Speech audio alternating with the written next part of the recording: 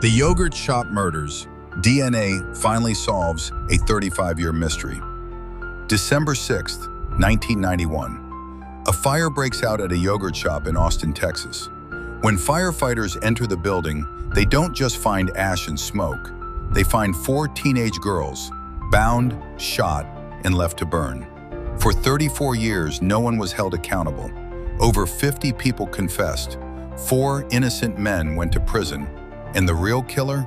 He was hiding in plain sight the entire time, until a single bullet casing in a drain changed everything. On December 6, 1991, police arrived to a scene that would haunt Austin for decades. Inside the "I can't believe it's" yogurt shop on West Anderson Lane, they found the bodies of 4 teenage girls, bound and gagged, shot in the head, and sexually assaulted.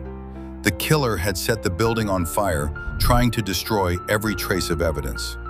The 4 victims were Jennifer Harbison, 17, her younger sister Sarah, 15, their friend Eliza Thomas, 17, and 13-year-old Amy Ayers, who had only stopped by to get a ride home. Over the years, more than 50 people confessed to the murders.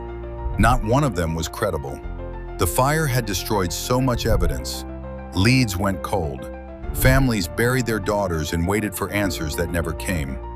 4 men eventually fell into law enforcement's crosshairs: Robert Springsteen, Michael Scott, Forrest Wellborn, and Maurice Pierce.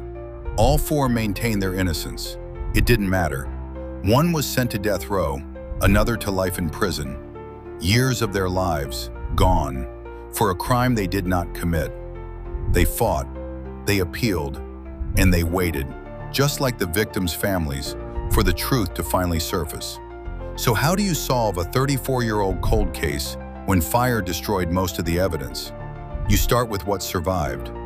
A detective working the cold case submitted a single 380 bullet casing, recovered from a drain inside the yogurt shop, to the National Integrated Ballistic Information Network, a federal database that links firearms to crimes across the country.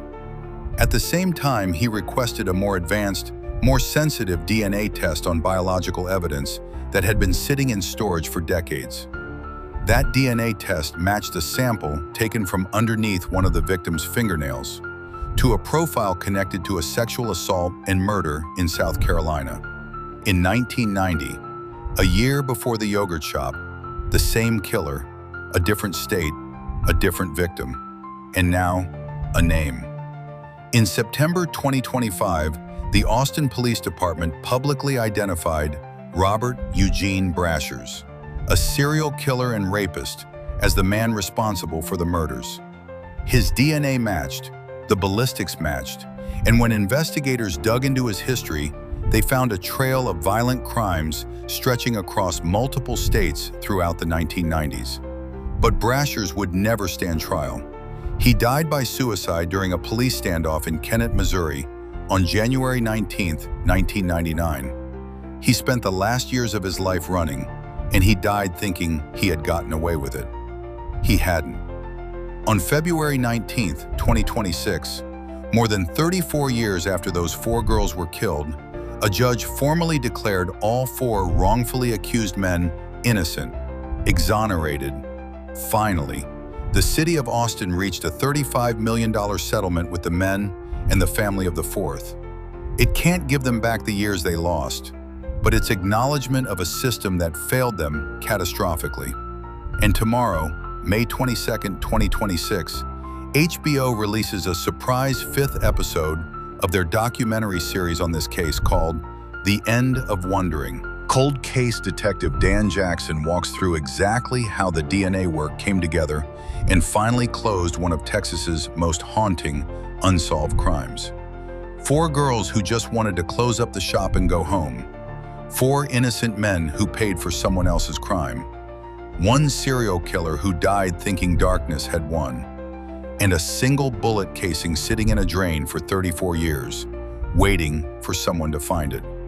Justice came late, but it came. If this story moved you, subscribe.